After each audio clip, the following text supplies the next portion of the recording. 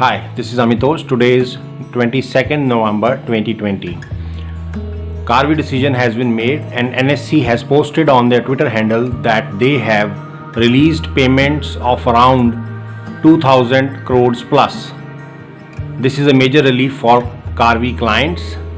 Many congratulations to the leadership of respected Prime Minister Narendra Modi ji and the administration, bureaucracy and officials involved in NSC as well as SEBI. In recent times, there has been rise in the defaults of various brokerages which have been posted in NSC website, as well as there has been news report from Business Standard in late October highlighting the same fact. So this impacts clients, and what clients should do. Clients should immediately start following up with their brokerages, writing emails, expecting early resolution within a week or two. If they do not respond to you after multiple reminders, email reminders, 3, 4, 5 times, immediately move on to register a complaint at NSC Nice Plus site and SEBI scores complaint. It is very easy to do the complaint. Put up your basic details, PAN number, DP IDs, email ID clearly where you would find the emails, and phone number which is accessible, and you are able to see the messages and follow up from there. Further on, I will show you the websites and the details which are emerging and how to go ahead and immediately do that.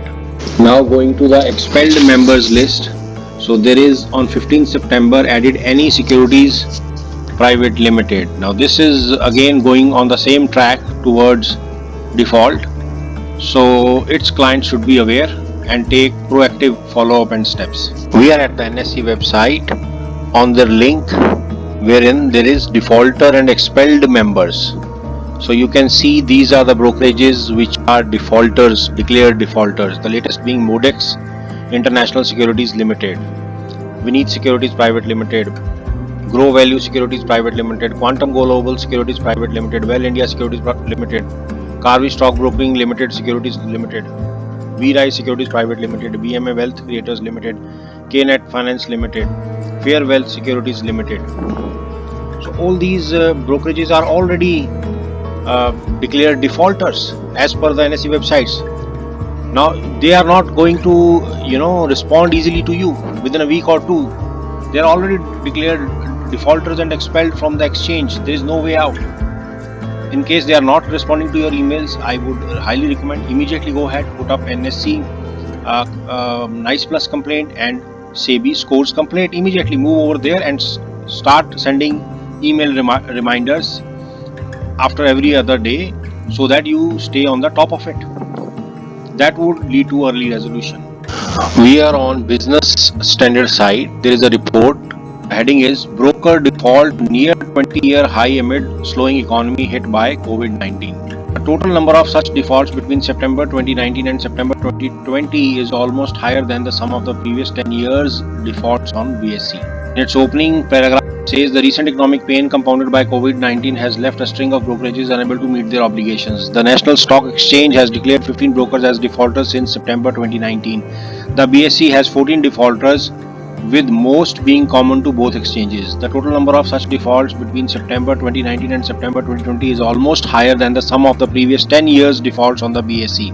It exceeds the sum of all brokerage defaults on NSE over around previous 15 years. Some recent defaulters were Modex International Securities and ... We are at the NSE Nice Plus link for putting up complaint on NSE.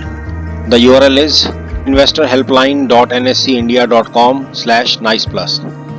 So these are the steps laid out broadly on this page. First, you have to register as a new user.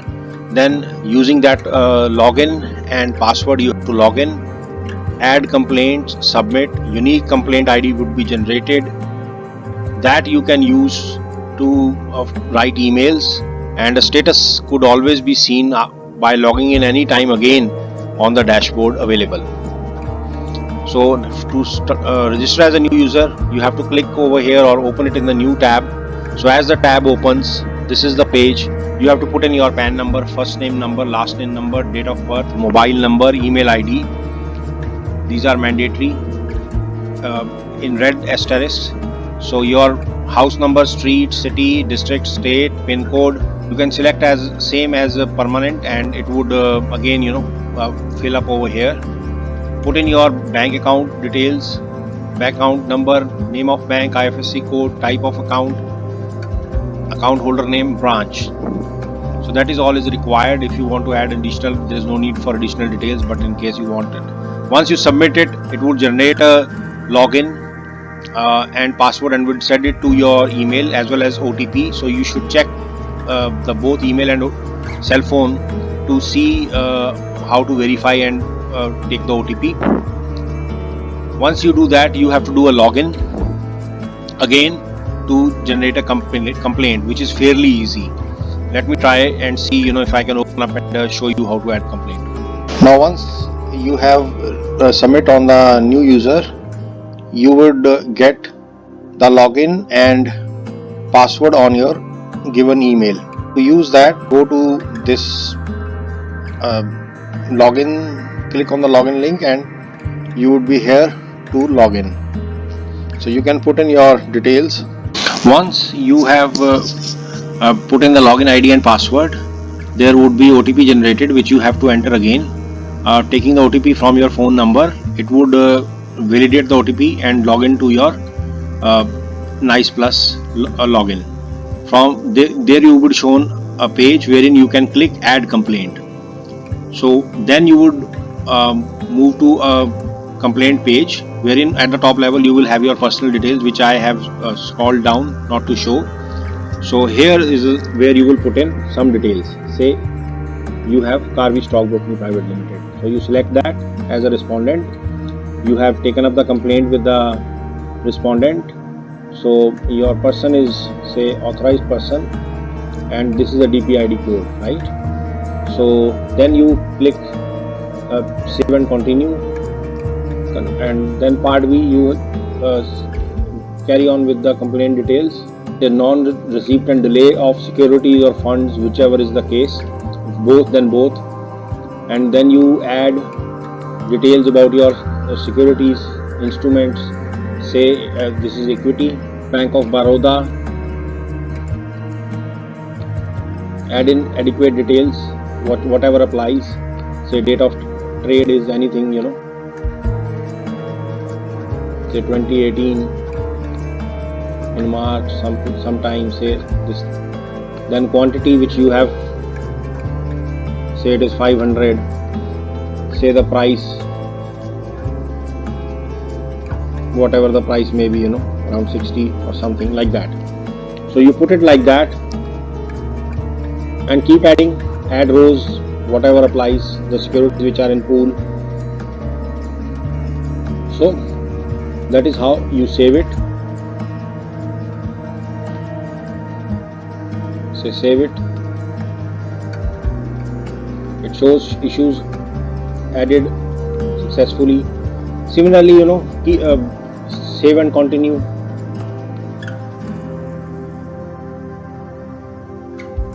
So it would verify like that, right? So let me cancel because that is not the case for me. So you keep going on. It is very easy to do that, and ultimately a unique ID would be generated. It will ask for certain files to be attached as a proof. You can attach those files. So this will continue for you.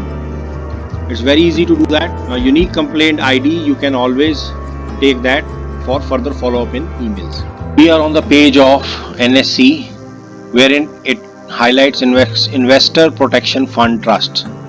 So the Investor Protection Fund Trust compensates the investors to the extent of funds found insufficient in defaulters' accounts to meet the admitted value of claim, subject to the maximum limit of 25 lakhs per investor per defaulter expelled member in respect of claims arising of expulsion, declaration of default of members, and subject to an overall limit per defaulter expelled member. Here is another report regarding Investor Protection Fund and how these things are settled. The compensation from Investor Protection Fund. This is part of an article on indiacorplaw.in. what it states is, to tackle problems of default by stockbrokers, SEBI came up with the comprehensive guidelines of an IPF, wherein it provides that investors' claims arising out of a default of a broker or member of the exchange shall be eligible for compensation from the IPF. These claims are, however, subject to fixed compensation limit determined by the stock exchanges, minimum limit being rupees 1 lakh and maximum being rupees 25 lakhs. For example, if an investor loses its fund which is worth 1 crore rupees, and after realization of stockbroker's assets, he gets INR 50 lakhs as recovery for the loss and another 25 lakhs from the IPF. The investor will still suffer a loss worth rupees 25 lakh owing to the act of stockbrokers. Remedies: IPF guidelines also provide for an arbitration mechanism pursuant to which investors can make a claim of the balance amount if the claim amount is more than INR 25 lakh. So you can read all these articles. I will also put some of the details from here in the details section of my video. Please check carefully. For defaulted brokers, you should also put up SEBI scores complaint, for which I have made a detailed video. I will leave the link in the end of the video. Please like my video, share and subscribe my channel. That is all for today. Thank you.